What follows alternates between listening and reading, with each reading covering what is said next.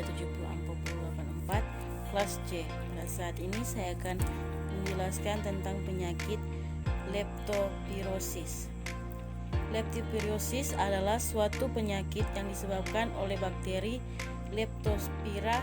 Bakteri ini dapat menyebar melalui urin atau darah hewan yang terinfeksi.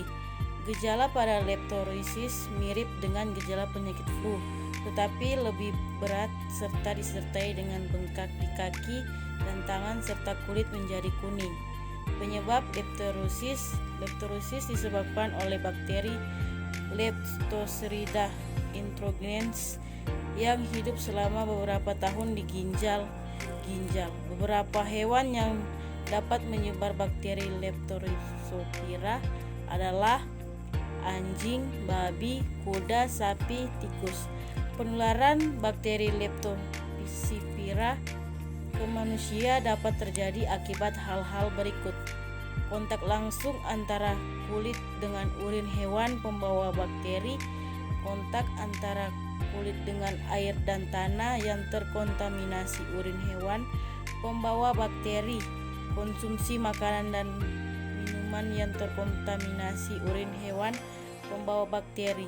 Bakteri Leptospira dapat masuk ke dalam tubuh melalui luka terbuka, baik luka seperti lecet maupun luka besar seperti luka robek.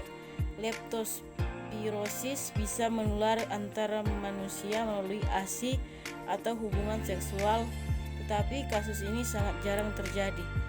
Leptospirosis juga lebih sering terjadi pada orang dengan kondisi berikut: menghabiskan sebagian besar waktu di luar ruangan seperti pekerja tambang, petani atau nelayan, sering berinteraksi dengan hewan seperti peternak, dokter hewan atau pemilik hewan pemeliharaan, memiliki pekerjaan yang terkait dengan saluran pembuangan atau selokan, sering melakukan olahraga atau rekreasi di alam bebas. Tanda dan gejala awal muncul pada penderita leptospirosis antara lain demam tinggi dan menggigil, sakit kepala, mual, muntah, tidak nafsu makan, diare, mata merah, nyeri otot, trauma pada betis dan punggung bawah, sakit perut, bintik-bintik di kulit tidak hilang saat ditekan. Diagnosis leptospirosis. Untuk mendiagnosis leptospirosis, dokter akan menanyakan gejala dan riwayat penyakit pasien.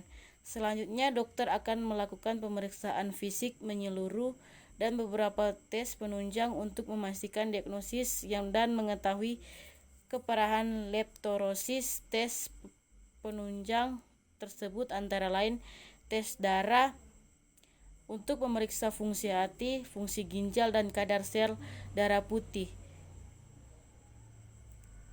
tes aglutinasi untuk memastikan keberadaan antibodi, pemindaian dengan CT scan atau USG untuk melihat kondisi organ mungkin terkena dampak peradangan.